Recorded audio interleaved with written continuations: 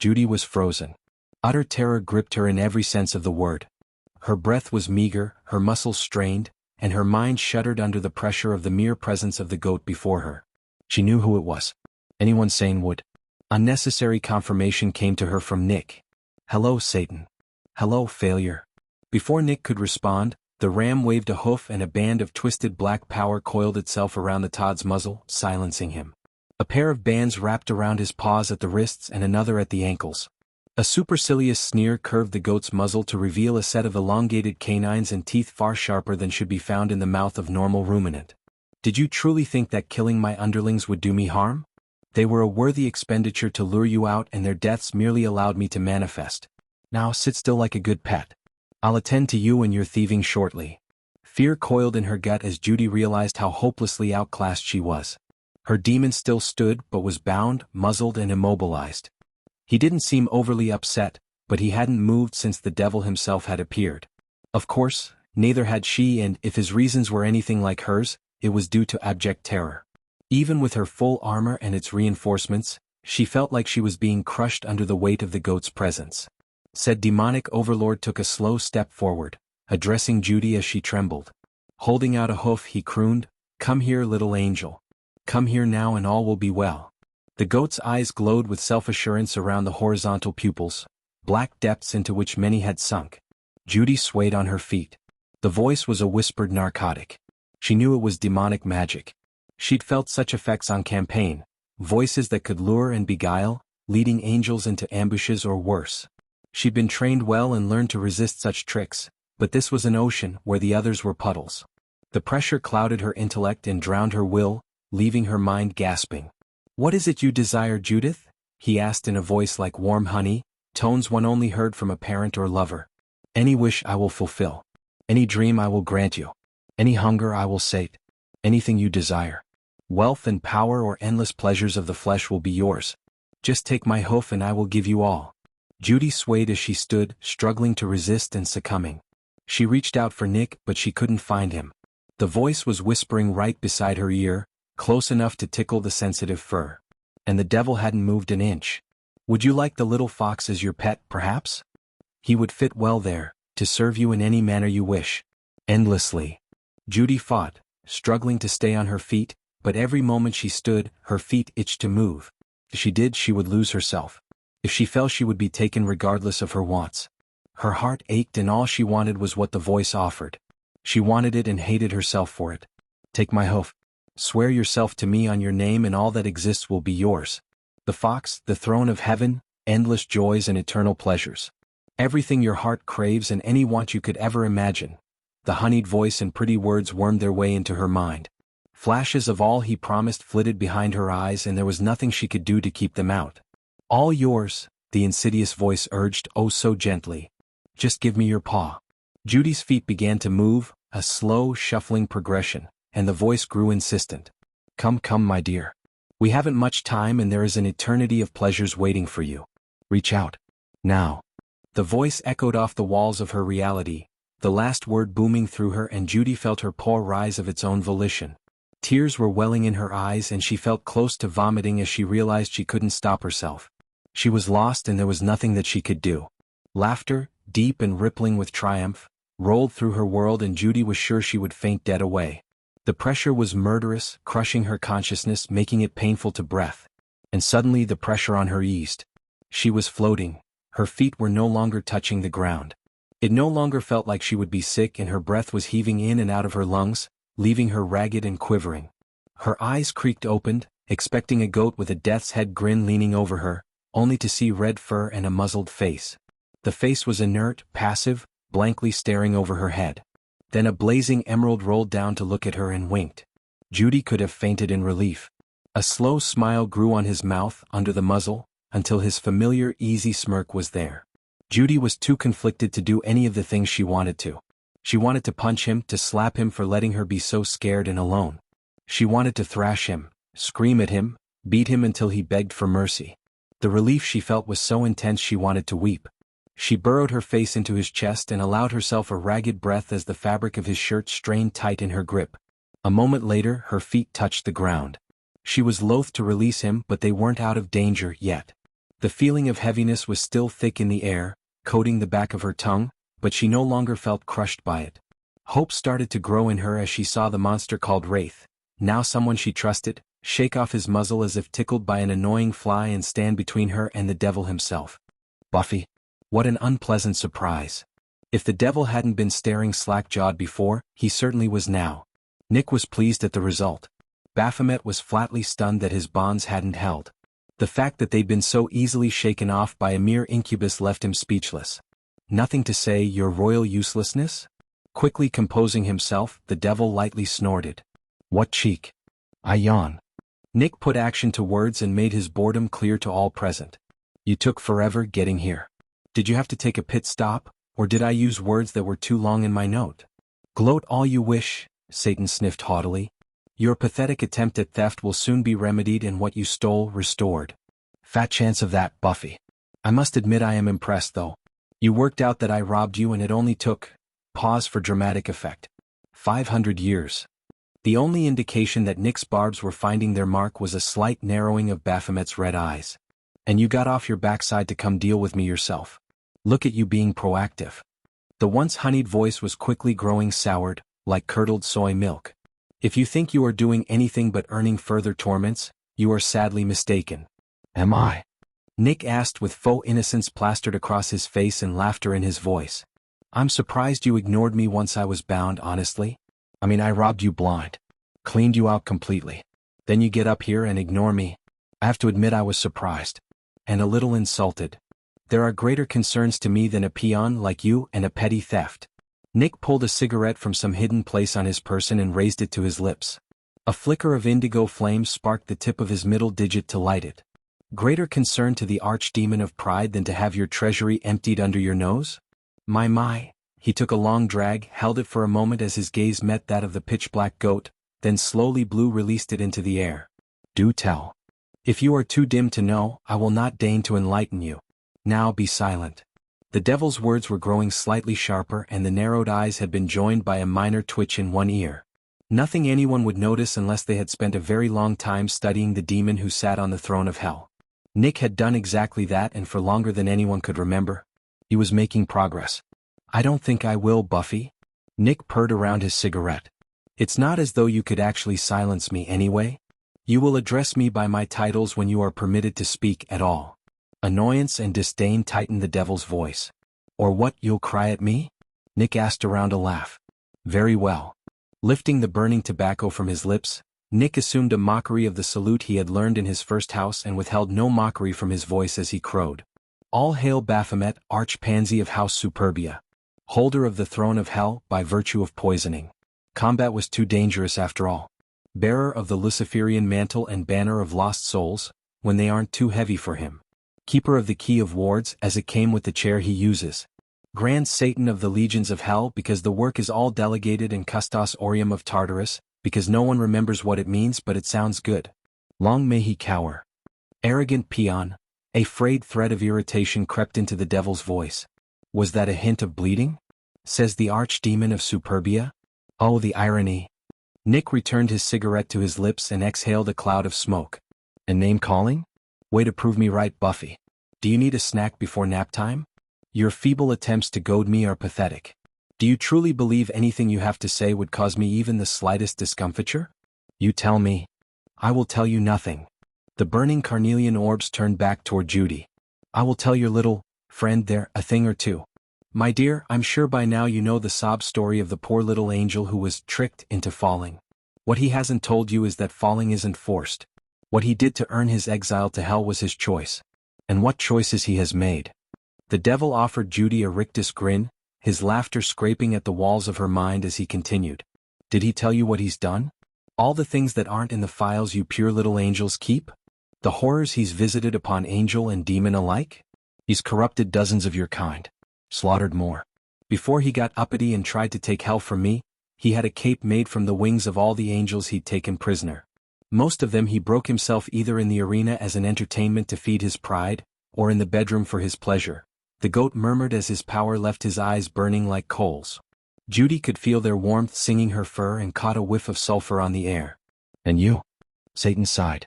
You'll be another notch on his belt and nothing more unless you come with me.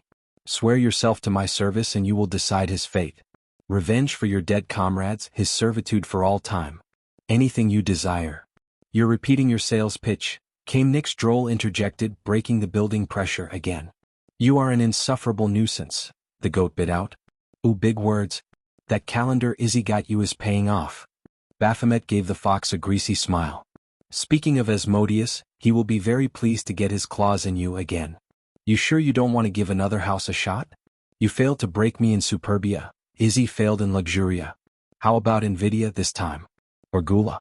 Misery knows Belphegor could use the exercise. Just keep trying until one of you manages to show a little competence. Nick took another long drag and nonchalantly released a cloud of smoke before continuing. Of course you'd have to subdue me first. A simple matter, assured Baphomet. Not when you don't have someone else to do it for you. A light tremor of repressed anger caused the devil's arm to twitch. I should have killed you the last time we met. A vaporous fist corralled a pawful of pebbles and lifted them to its master's palm before dissipating. You haven't had the spine to stand in my presence since you had Asmodeus do your dirty work, all those years ago. Baphomet's lip rose slightly in a snarled moo of displeasure. Do you need a little incentive still? Here. A pebble shot from Nick's paw and ricocheted off a black horn with a thunk. How's that? Judy watched in stunned silence. It was matched by the shock Baphomet was experiencing. I've got more. Another 3 pebbles bounced off the ram's horns in quick succession and the 4th slapped the center of his nose, followed by a sharp snort. Seriously? You're still too scared? Nick continued jauntily. Here, I'll make it easier for you. The fox, who Judy was absolutely certain was insane, dropped the rest of his pebbles and did a smart about face. There you go. This is how you usually fight, isn't it? Too afraid to face your opponents so you stab them in the back? I'm unarmed too. Or do you need a dozen real demons to put me on my knees before you grow the stones? The devil's snarl became a roar and he lashed out. Judy's mouth, which had been hanging open since the start of the exchange, was instantly covered by her paws. The blow never landed. Nick slipped out of the strike's way with an ease that could only be described as lackadaisical. The follow-up sweep was neatly hopped over and the thrust after that was batted away with a dagger that appeared suddenly in the fox's paw. Look at that. You've managed to get me to draw a weapon. Aren't you proud? Nick taunted sweetly. The ram wasted no breath and attacked in earnest. Every strike was dodged or parried with ease by the fox, who wasn't even wearing his armor fully. Judy watched with increasing confusion as Nick refused to use his armor. He didn't appear to need it, but she didn't understand. Baphomet had smacked him down in their last encounter, or so Nick had said, so why not use every advantage? Her answer came a few moments later, in a moment of cruel theatricality. His armor was there but hidden under his clothes. After dealing out what should have been a series of punishing blows, Baphomet was tiring and hadn't landed so much as a firm breath on his target. His opponent, however, seemed fresh as a daisy. It enraged the ram, sulfuric smoke curling from his flared nostrils. All the more so when Nick tossed aside his dagger and taunted him. Come on, Buffy. This is as easy as it gets. I'm unarmed. Again. Think you can scratch me this way? Baphomet bellowed his fury and poured his strength into one last strike. He was sure to impale the upstart and be done with him. Then he could collect the angel and believe this accursed plane. With all his strength and weight behind it, the trident moved faster than sound and he was assured of victory when his thrust was brought to a jarring end. The instant the sharpened tip of his weapon touched the fox's chest, it turned to liquid and slithered from his grip. The devil overbalanced and crashed to his knees at Nick's feet. Nick's grin was a mirthless rictus as he claimed the final piece of his armor. It joined with its fellows the instant the tip touched the chest plate through his shirt. He felt the tremor as they acknowledged each other and then the weapon flowed under his clothes as a liquid and joined with the rest as one for the first time since before lizards walked the earth. The disbelief on Baphomet's face was comical and compounded when the armor flowed briefly over Nick's body in full, getting its new voice acquainted with its bearer. Humor faded. The tables were turned and the demon responsible for Nick's fall and all his suffering since was disarmed and defenseless before him. It was the simplest of acts to send a ribbon of sentient metal from his arm to impale his enemy. There were words Nick had prepared for this occasion. So many things he thought would be a sufficiently cruel irony. But in that moment there were no words. There was only pain and fury, and the memories of one night where a kindly old goat had advised him to stand up for what he believed was right. The words that led to his court-martial and exile from the heavens for daring to disagree with the divine's orders. Jagged tendrils of metal sprouted from Nick's armored paw and flew at the goat before him, punching through armor and flesh alike. The first pinned one leg. The other leg followed an endless instant later. The arms were next, and Baphomet, the devil, was pinned for display as a butterfly would be in an entomologist's case. Ribbons, threads and ropes of jagged metal fell like rain. It was a matter of moments only before the ruler of hell was a ruminant-themed pincushion, every part of him but his heart and head riddled with metal and vulpine malice. In a final act of vindictive wrath, Nick willed his spear to twist. Every tendril nestled in suffering demon's flesh grew spines and hooks, snaring and rending. As each thread torqued and was avulsed, they shredded what was left of the body they had used as a sheath, reducing the devil to a mass of pulverized meat in his own skin. The armor retracted, shedding ichor and effluvia as it did. By the time it returned to its bearer fully, it was clean. Nick stepped up to what was left of his former master and backhanded him across the face, painting the floor with another splash of black blood. "Before I let you die, I want you to know," Nick whispered into the ragged ear as though to a lover. "I want you to know that I have everything you could dream of. Power beyond your petty mind's comprehension, the rule of hell too. I know that you came here for her, not me, so I know that she's important. If she's so valuable that you came all the way up here, I'll find out why," he purred tenderly. "And I'll have her too." Pulling away, Nick saw what was left of the ram try to rally. In a deep, ritual voice, Nick began to speak. The words were as old as hell itself, and he relished each one as they poured from his lips. "The devil is slain. His slayer reigns. All hell revels. Long live the devil." So saying, Nick punched his clawed paw through the goat's shattered ribs and wrenched a blob of black meat. With his heart removed, what remained of the archdemon's body withered away and turned to dust. Ah! The devil's heart, such as it is. Consume it and take his power. Judy had seen enough. More than enough. Enough to cripple her. The mind-enveloping power that Baphomet had wielded had been bad enough, but what had happened afterwards was inconceivable. Very near to incomprehensible. She had thought for a moment that taunting the devil was Nick's way to arrange an opening for them to escape. She had not expected him to square off with the ruler of hell, let alone to do so and win. There were a million things she needed to ask, questions screaming in her mind, demanding answers, but one thought overrode them all. He could not be allowed to eat Baphomet's heart. "I won't let you." Judy's voice barely sounded like her own, and she forced herself to swallow the bile she could feel rising. "Please, Carrots, you couldn't stop me and you know it," he replied in the same calm tones he had used while flaying the goat alive. "No. You are a gutsy rabbit. You're welcome to try." Judy's short sword rasped out of its scabbard where it rested on her back, and as she summoned a buckler to her other paw. She had faced him once already and been bested easily. Then she had been ignorant, unaware of what he was and severely underprepared. Now she had her full complement of armor and weapons, matched with a greater understanding of his nature. And one last thing that changed the entire complexion of the circumstance: his name. A demon's name would bind them to the speaker's will in the case of lesser demons. In his case it should at least slow him, possibly painfully. It felt bitter in her mouth as she fortified herself. This was something he would likely never forgive. "You won't have that, or me." She pulled power together and willed it into her voice as she spoke a final word. "Tiberius." Nick blinked. "That's what you're upset about?" He hadn't even flinched. Not a shred of change in his power, the mana around him, or anything else. Not even the bond reacted. Relief flooded her alongside anxiety and then anger. "No more lies." "I can't lie, remember?" he pointed out while eyeing her as if she were a particularly dense cadet. Not trusting her voice, Judy launched herself at him. This would not be like the first time she fought him. She had her full hunter's armor and her best weapons. She also knew better how he fought. She wouldn't be able to break him. She knew that much, but that was not her goal. If she could destroy the heart, she could save him. The fear that drove her to challenge him was not just to prevent what he would become for the sake of creation, but also in fear of losing him to the corruption. To her distress, he seemed even less concerned than he had in their first encounter. Her first strike was stopped by the haft of a spear before it even came close to connecting with any part of him. "This is delightful." His comment didn't help. Nick was happy with his complete armor. The thousands of years he'd spent collecting them were worth it in every way. In the first moments he had possessed it, the spear had proven its value, not just as a weapon, but as every weapon he could imagine. As the rabbit rained blows and strikes on him, The spear shifted at his whim to be whatever he found most useful in that moment. All it required was thought. One moment it was a broadsword, the next a tonfa, then a scimitar, a rapier, a poniard, a staff, a shepherd's crook. With every moment's thought it became something new and beautiful in his eyes.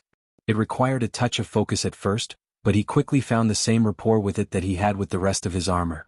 Its glee at being whole again, lending its own enthusiasm and flair to the changes.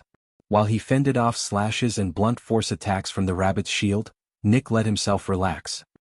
He knew that this little spat would be over soon and then he could placate her as he obviously had to.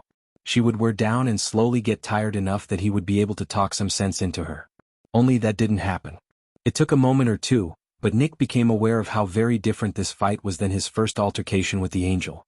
The first time she had demonstrated her skill, yes, but the tools she had possessed had been paltry to say the least. A short sword, a dagger, a taser and a Kevlar vest, hardly the raiment of a huntress of his kind. Now, however, she was properly outfitted and when her short sword was knocked from her grasp, he was delighted to see the buckler vanish as well, a karambit and a tomahawk taking their places. Just as Nick's weapon flowed from form to form, so too did his adversary's technique. He was pleased to see her strength coming to the fore as she hooked his spear to the side with her tomahawk and struck at the heart with her other paw. She missed, of course. He was not about to allow her to dominate him, not after feeding his pride so deliciously. However, as the battle raged, his pride mellowed as it always did after a feeding. To his surprise, he found himself filled with respect, not just for her tenacity, but the willingness to not back down despite the odds. If she had been so armed in their first tete-a-tete, he would have been much harder pressed, possibly to the point of doing her serious harm out of lack of choice.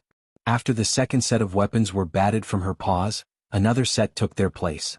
Two short, wide war daggers.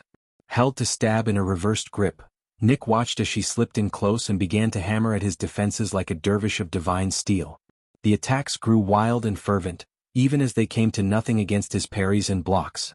In a moment between flurried engagements, he took a moment to really look at her. Her heart was as plain for him to see as the sea on a clear day. She was stressed, fearful and desperate. Her form glowed with tapped divine light, indicating she was at the limit her bangles could allow.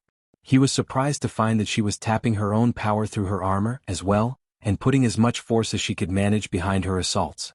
It dawned on his previously distracted mind that every attack had not been aimed at him at all, but only what he held. The final proof came when, in a final act of reckless abandon, she tapped her bangles and her full power flooded out, raging through her to no avail. 20 seconds later she was panting on her knees, drained and defeated but unharmed. Feelings he did not want to name tickled at the edges of his awareness and he shuddered them for another time. Now he needed to be calm and even-keeled.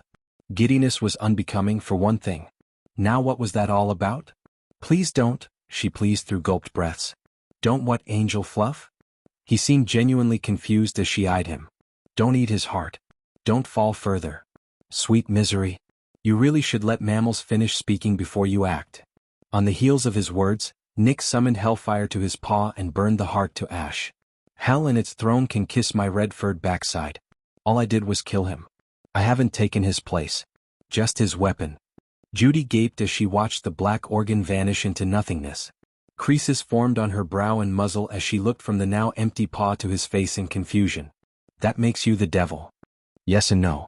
That makes me owner of the last piece of my armor. A lovely one too, might I add. It also makes me the devil by right of assassination and possession of the Mark of Rule, but it won't be official until I actually claim the throne, Nick explained, giving the trident a twirl for emphasis. That can wait as far as I'm concerned. Climbing back to her paws slowly, Judy listened for the catch. I don't understand. To become the devil, the one who kills the previous ruler needs to eat their heart and take his power.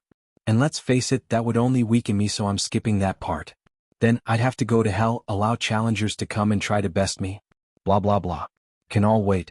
Let them stew with an empty throne for a bit. The panic will do hell some good. Besides, I recall that I gave my word to a certain little gray angel that I'd help with an investigation. Until that's resolved, I couldn't possibly find time to rule hell. He winked at her wide-eyed bafflement. Even the devil is bound by his word. I gave you mine and I will keep it. Judy was in tumult. She was exhausted and annoyed with herself for wasting her strength. She was also itching to thrash the red-furred jerk who misled her. Scared was also in there and growing as she realized how happy she was that he wasn't going to vanish on her. She was almost immediately panicked again, however, when he said, "This, however, will not wait." With a flick of his thumb, a platinum coin flew into the air and vanished. Judy watched as the fox snarled and thrust his spear into the air before him. The head of the weapon vanished into the air and he twisted it, as though turning a key, or opening an enemy's wound. Reality screamed. Judy barely resisted covering her ears, knowing it wouldn't help. A portal opened in the air. Nothing grand or flashy. Just a hole in the skin of creation which Nick strode through with a purpose. Moments later he returned bearing a long, thick bundle, thicker than his frame but apparently very light. To her eyes, Nick held it with a sense of reverence and awe overtook her. Whatever it was that he now had was very important to him. The portal snapped shut as Nick knelt and gently placed the bundle on the ground. Quietly, as the moment seemed to call for such, Judy asked, "What is that?" "My wings." Her gorge rose in her throat. "They were taken in Luxuria. A literal trimming of my wings," he continued by way of explanation for his perpetually curious angel. "I finally have the power and the key to get them back." "The spear?" "Yes. One of the privileges of bearing this weapon is that it can open any door, bypass any barrier. That includes the ones protecting the vaults of a demonic house and the treasures they hold. I had a small advantage over Buffy. Having the rest of the armor made it easy to take the spear." The fox smirked as the reminder of his newly acquired power tickled his pride. "I don't understand. Ever hear of the phosphorus pieces, Fluff?" "Yes." She tilted her head as she looked his armor over more closely. "The last surviving piece of the Promethean legacy forged in the time before the war. You found them? All of them?" "It only took a few dozen millennia, but yes. I knew if I could claim the rest the spear would be easy, so I started as soon as I figured out what the trident was while in Superbia. I knew it would be my chance at revenge." "Are you telling me that this was all a con?" she squeaked. "Angel Fluff, this has been the longest con in history," Nick agreed cheerfully. "Buffy engineered my fall and I swore the day he claimed me for his house that I would bring him down. Challenging him for the throne so he would throw me to another house was a calculated move to get out from under his watch. He would have figured out what I was doing if I had stayed. Thousands of years in Luxuria hunting for the pieces and finally helping a few stupid lesser-ranked demons stage a coup d'etat," he chuckled. "That little decoy let me use the few coins I had collected to slip into Lightbringer Palace and rob the devil blind." "You staged a coup," Judy stated slowly for her own sake. "So you could rob the devil. You do realize how insane that is, right? Madness in hell is as common as dust. So, you robbed him and lured him to the mortal plane?" "I did. 5 centuries in prison was easy to take, especially in hell, where time means less. I knew they'd take me out of mothballs eventually and get me out of hell so I wouldn't cause trouble. I also knew Buffy would be too busy dealing with the mess I helped create to check the vaults until after I was gone. Then all I had to do was wait. That's why you haven't been taking anything seriously. That's why I wasn't at first. Things are a bit different now." Nick ended his statement with an expression Judy couldn't decipher. Judy wanted to be horrified, but she felt too sickened to do so, especially when the cloth around the wings was slid away and she saw what had been done to them. Mummified, mutilated black sticks. She felt a sympathetic pain in her own back as images flashed in her mind of what had happened the day they had been removed. An obsidian blade pretending to be an axe, biting into her flesh and tearing the bones from her body while she wailed on bloody knees. Before she succumbed to the reflexes to weep or vomit, Nick's voice cut through the haze of memory. "I'm sorry, Judy, but I need to borrow a little of you." Only then did she notice the little vial in his paw filled with weakly glowing motes of fluff. Angel down. Her feathers. There was nothing she could do but watch as the demon who had just annihilated the devil in single combat stood. His collar was glowing a weak yellow in the dull light. His eyes blazed green and indigo while all the light seemed to be pulled from the world. 6 platinum coins and the same number of her feathers vanished into nothing. Judy felt the force of divine and demonic powers screech in agony as they were forced together by an impossibly strong will. Slowly, very slowly, golden threads began to form on the desiccated ends of the wings. Seeing it, Nick shredded his clothing from the waist up with a wave of his paw and willed his armor to uncover him. Once he was bare, he exerted his will again and the threads of light found their other ends in the puckered flesh of his back. The scars were easy to match up. 1 wing for each ragged, white mark on either side of his spine. When they found their marks he knew. The pain he had expected. The flesh of his back knit into the wings and Nick screamed from it. Bones snapped into place and tendons crackled while the meat of his back tore and shifted. Judy was beyond fear. Awe and the inexorable understanding that she was bearing witness to a momentous event were all she had room for in her mind. Then her eyes shifted to the shadows on the wall behind him. It was not of a fox or even a winged fox. What she saw frightened and thrilled her in a way that stole her breath.